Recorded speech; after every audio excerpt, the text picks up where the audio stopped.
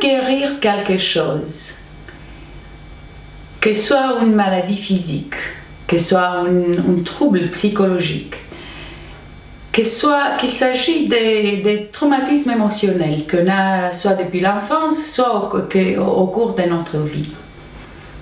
On ne peut pas les guérir, on ne peut pas les adresser correctement si on ne comprend pas la cause. Malheureusement, une vérité qui, semble-t-il, est taboue, surtout en France, est que la médecine n'a pas toutes les réponses. Elle a des réponses, elle peut aider beaucoup de problèmes. Par contre, la vérité est que la médecine traditionnelle, chimique, ne peut pas adresser tous les problèmes. La médecine ne peut pas adresser les troubles émotionnels, elle ne peut pas adresser comme résultat tous les troubles psychosomatiques. Donc quand on parle absolument d'aucun trouble qui n'est pas en soi un résultat d'une intervention physique externe, par exemple vous avez un accident, là on n'a rien à faire que immédiatement de se remettre dans les mains d'un spécialiste médical. Mais quand il s'agit de troubles dans notre organisme, il faut savoir que les premières étapes avant que ces troubles s'installent dans notre corps sont de nature non physique, c'est-à-dire émotionnelle, mentale et un autre sujet tabou, mais qu'il faut qu'on prenne en compte, spirituel. Donc, si vous voulez adresser avec du succès aucun trouble dans votre vie relationnelle, de santé, de manque de confiance, il faut aller à la base de qui vous êtes. Donc, plutôt que d'adresser une condition en soi-même, par exemple, je travaille, une de mes grandes spécialités dans le monde, c'est la dépression, les troubles psychosomatiques. Je travaille avec des médecins, je travaille avec des professionnels du monde entier, je travaille avec tout genre et tout corps de métier, et c'est un trouble qu'on le rencontre de plus en plus souvent et à des âges de plus en plus jeunes. Et justement, c'est la preuve que les techniques et les thérapies et les traitements classiques ne sont pas effectifs et n'ont pas la réponse. Pourquoi il faut aller à la base de la personne? Parce que si la personne qui essaye de guérir, disons la dépression, si la personne qui essaye de guérir une chose, la dépression n'est qu'un symptôme, et les spécialistes aussi essayent de traiter seulement cette chose isolée de la personne elle-même, on est sur une fausse piste et donc on n'aura jamais un résultat. La dépression, les troubles de thyroïde, le diabète, le cancer, tout ce qu'on veut, arrive à une personne. Ils n'arrivent pas à un bout de bois. Et cette personne n'est pas donc la maladie en tant que telle, c'est un symptôme. Le symptôme en tant que tel n'est pas une chose finie, il est un processus et il arrive à quelqu'un. Donc on ne peut pas, comme la médecine essaie de faire, traiter la dépression. On pourrait le faire si la dépression sera une chose, comme une bosse, on fait une opération chirurgicale, on enlève et point barre. Mais il ne s'agit pas de ça. Mais la dépression, ce n'est pas comme une dent carriée, qu'on l'enlève ou qu'on traite. C'est une chose invisible. Et quand on touche à l'invisible, alors on ne peut pas généraliser et on ne peut pas traiter la chose invisible comme une chose visible et statique. La personne en tant que telle, elle non plus n'est pas une chose. la personne est un processus. Nous, ce que nous appelons nous ne sommes pas seulement ces corps que nous voyons. Et même si on n'était que le corps, fait de chair et d'os, sans esprit, sans rien d'autre, même ce corps-là n'est pas une chose finie parce qu'il est fait de milliards de cellules qui échangent l'information entre eux et qui, eux, à leur tour, ont ce processus de mort et de régénération, d'élimination, de captation, d'échange d'énergie. Donc, on n'est pas une chose finie. On n'est pas d'ici à 10 ans d'ici, vous n'allez pas être la même personne. Et je ne parle pas du fait que vous allez vieillir, je parle du point de vue chimique et neuropsychologique. Donc, voilà pourquoi, si vous avez essayé de traiter des choses sans succès, vous êtes peut-être déçus, comme tous mes clients qui sont venus après même 40 ans de tout type de thérapie et de traitement, parce qu'on adresse la mauvaise, on regarde d'abord l'être humain d'un point de vue erroné et comme résultat, on regarde tout trouble que cet être humain a de point de vue erroné. Et si on part d'une prémisse erronée, on ne peut pas avoir une conclusion saine, une bonne conclusion. Donc, c'est crucial de comprendre qu'au moment quand on est arrivé dans un point d'imbalance, dans un point de souffrance, il ne faut pas aller immédiatement à ces symptômes. Il ne faut pas guérir ces symptômes. Il ne faut pas essayer de prendre des cachets pour le faire se taire.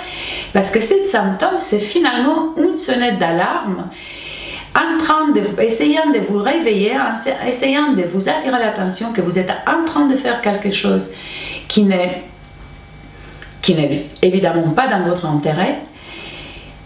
Et c'est une invitation à l'autodécouverte de soi pour apprendre le message qu'il a à vous donner, pour vous aider à mieux vous prendre en charge, pour régler les situations que vous n'avez pas eu le temps de régler ou que vous n'allez pas voulu rentrer dedans pour régler. Parce que c'est seulement ça la voie des retours à l'harmonie. Donc, essayons d'aller dans tout type de guérisseurs, essayons de faire des interventions d'ici, une séance ici, après j'ai mal au dos, je vais chez le kiné, après j'ai mal à la tête, je vais prendre des cachets, et après j'ai le moral bas. Je vais chez le médecin qui me prescrit quelque chose et après je connais quelqu'un qui travaille avec les énergies. Même si ces interventions peuvent vous aider pour le moment, elles ne sont que des petits pansements. Donc vous n'allez jamais adresser la vraie cause. Quand il s'agit d'énergie par exemple, personne ne peut vous aider et vous guérir avec l'énergie. Ça, mettez-vous bien dans la tête parce que je sais de quoi je parle. 1, je suis née avec ces dons. 2, je suis formée en médecine énergétique. Et 3, j'étais moi-même passée par les mains d'énormément de guérisseurs énergétiques. Et donc, en plus, suite à mon expérience de mort imminente, je suis vraiment rentrée dans le tout. Je suis retournée à la source et je pu voir comment exactement nous fonctionnons, comment la vie elle-même fonctionne, comment la vie elle était déjà créée et quel est le principe de cette vie, d'où l'énergie. Ce qu'on fait au moment quand on parle d'une passe énergétique, c'est soit on capte, on a des capacités de pouvoir capter parce qu'on est tous faits d'énergie, tout autour de nos énergies, et on peut se brancher si vous voulez, et on devient comme un transmetteur, comme un fil électrique, par exemple, une conduite à travers lequel cette énergie à laquelle on se branche, on peut envoyer exclusivement, donc canaliser vers la personne. Pourquoi cette chose ne peut pas guérir? Parce que la personne elle-même, elle est faite d'énergie. Toutes ses émotions, toute sa vie là, toute son histoire de vie jusqu'à ce moment-là, toutes ses croyances, la façon dans laquelle elle vit, avec qui elle vit, son entourage et ses conditionnements, son niveau intellectuel, la façon de sa hygiène de vie, tout ça joue un rôle énorme. Donc d'ailleurs c'est la matrice de cette personne, et on ne peut pas changer en venant de l'extérieur une chose qui est créée par l'intérieur. Donc toutes les maladies que vous avez, ou presque, je dirais environ 85% des maladies sont créées par nous-mêmes. Par la façon dans laquelle, par des peurs, par des rancunes, par toutes ces émotions négatives et autodestructrices, finalement par le manque de connaissance de soi, comme je dis dans le livre Conversation avec soi, et comme soi, donc la source nous parle dans ces livres, mais donc on ne peut pas changer dans l'extérieur, donc avec l'aide de quelqu'un de l'extérieur, quelque chose que nous avons créé par nous-mêmes à l'intérieur, et que cette chose reste, donc qu'on obtienne un résultat, même si on obtient une amélioration pendant une période. C'est comme donner du jus à une voiture que la batterie est morte. Donc on emprunte un peu d'énergie, par contre votre batterie, votre façon de faire, il faut qu'elle change. Et donc, si vous prenez de l'énergie, vous prenez un peu de jus de quelqu'un d'autre, mais vous continuez toujours à manger les mêmes choses, à penser les mêmes choses, à ressentir de la même façon, à rester dans le même entourage et avoir la même dynamique relationnelle que vous avez, rester sous les mêmes croyances et sous les mêmes acquis, donc sans apprendre, sans lire, sans se développer, sans suivre des cours de développement personnel et pour vous améliorer d'une année à l'autre. Alors ça, c'est comme je disais, un pensement, c'est une intervention pratiquement la même, d'une pareille que celle d'emprunter un peu de jus d'une voiture pour démarrer la nôtre. Par contre, le matin d'après, si on n'a pas changé la batterie, on aura le même problème, on aura le même besoin, et c'est pareil avec l'être humain. Donc voilà pourquoi les guérisseurs énergétiques ne peuvent pas vous guérir. Ils peuvent vous faire du bien comme un massage. Un massage, ça fait un bien fou. J'adore les massages. Mais c'est une chose d'entretien. Donc c'est une intervention d'entretien. Et ce n'est pas une chose pour adresser profondément, pour faire un changement radical, pour pouvoir arriver à renverser le processus dans lequel vous êtes. Par exemple, donc, si vous souffrez de la dépression, ou si vous souffrez d'autres troubles psychosomatiques, et elles sont nombreuses, que ce soit la tension artérielle, que ce soit la thyroïde, que ce soit des excrescences. J'avais une médecin de Londres, présidente du centre hospitalier à Greenwich, un trouble dans la gorge, qu'avec tout son corps médical ne pouvait pas régler, ne pouvait pas trouver d'où ça venait. Elle avait essayé tout. Quand elle était venue me voir, je travaillais encore avec l'hypnose, donc on avait fait quelques séances d'hypnose, mais ensuite j'avais abandonné même l'idée d'hypnose, parce que ça aussi c'est incomplète. Pourquoi? Parce que En allant voir un spécialiste, même en hypnose, c'est une démarche dans laquelle la personne veut être guérie, que les interventions chirurgicales desquelles je vous ai parlé au début, sans que vous mettiez du vôtre, sans que vous faites les changements nécessaires. Vous n'allez pas guérir.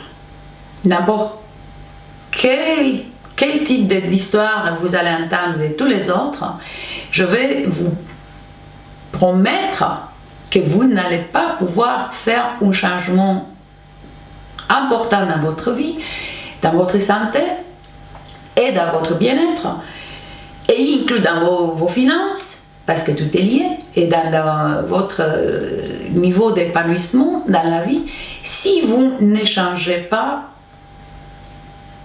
au cœur de votre être, à la base de votre être. Donc, tout mon travail, tous mes programmes, que ce soit travail individuel, une à une, ou que ce soit en entreprise, que ce soit au niveau des séminaires et des cours que je fais, sont basés sur cette nouvelle science, si vous voulez, la science des soins, où on commence avec le début, avec la vraie cause, et on apprend à se prendre en charge, on fait les changements. D'ailleurs, les changements sont presque immédiats. Par exemple, une dépression, n'importe laquelle, bipolaire ou unipolaire, je n'ai pas besoin de plus de 8 semaines pour la guérir. Donc, et d'ailleurs, ce n'est pas moi qui la guéris.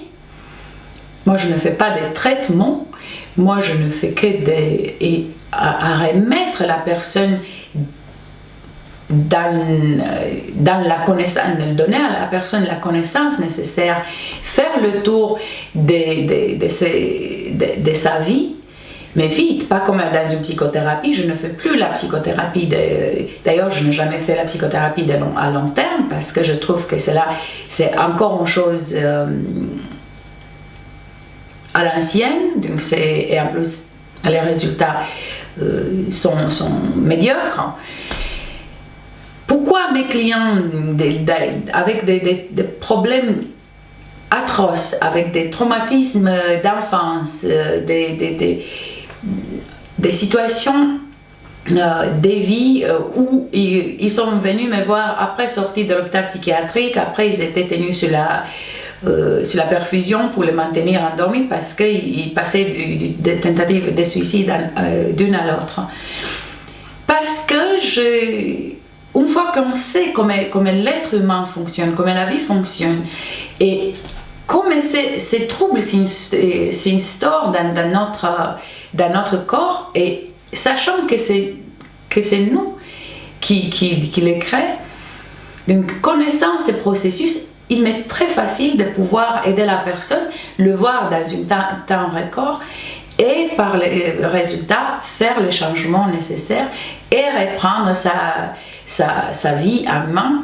Et c'est beaucoup plus que ça, parce que vouloir s'en sortir d'un problème, c'est une chose, mais si vous n'apprenez pas quelque chose de nouveau, si le spécialiste ne vous donne pas des outils, et d'abord si le spécialiste n'est pas passé lui-même ou elle-même par les troubles et les problèmes qu'elle veut aider ses patients ou ses clients à adresser, elle n'aura pas l'expérience nécessaire, et donc elle n'a pas le chemin, elle n'a pas fait le chemin pour pouvoir vous amener de point A à point B. Donc, si vous voulez, si vous allez dans un pays étranger, vous ne connaissez pas la place, vous fiez à qui? À quelqu'un qui a appris sur ce pays des livres ou sur internet, ou à la personne qui a vécu là-bas, qui connaît les chemins, qui fait aller-retour presque tous les jours. Donc on se fie à la personne qui a elle-même prouvé personnellement et avec les autres qui a eu les résultats qu'elle propose d'offrir à ses clients. Et moi, quand je parle de dépression, j'ai souffert de la dépression presque la moitié de ma vie. Ce n'est qu'après cette expérience de mort imminente, où je mourais d'une condition que la médecine ne pouvait pas adresser, et ne savait d'ailleurs pas qu'est-ce que c'était, que j'ai appris qu'est-ce que c'est vraiment la dépression. D'ailleurs, dans cette expérience extraordinaire, j'ai vu qu'il ne s'agissait vraiment pas d'une chose, que c'était un processus, et que ce processus-là, c'était moi-même, par mes choix, par mes intentions, par le manque de connaissances, par mes erreurs et par leurs conséquences, m'ont amené goutte à goutte à ces résultats. D'abord à un grand manque de confiance en soi, ensuite à des peurs, ensuite à une insécurité qui devient globale, et après à des projections négatives basées sur les résultats du passé. Et connaissant cette dynamique, ayant une vue supérieure, il m'est très facile de pouvoir adresser et de pouvoir amener mes clients à voir d'où leur problème vient et où il faut qu'on intervienne, qu'est-ce qu'il faut faire, et ensuite apprendre. La moitié de mes programmes, c'est-à-dire les premières 4 semaines seulement, sont pour adresser le problème. Le reste, ensuite, sont pour apprendre de nouvelles habitudes, de nouvelles stratégies, et les mettre avec mon aide en place pour avoir d'une séance à l'autre, d'une semaine à l'autre, les résultats, donc la preuve que ça marche, la preuve qu'il y a des résultats visibles. D'ailleurs, j'ai même eu, par exemple, je travaille avec une personne avec diabète 2 et d'autres troubles, où on avait pris des prises de sang avant et après. Et donc, j'ai des preuves médicales montrant les effets de cette intervention et de cette méthode.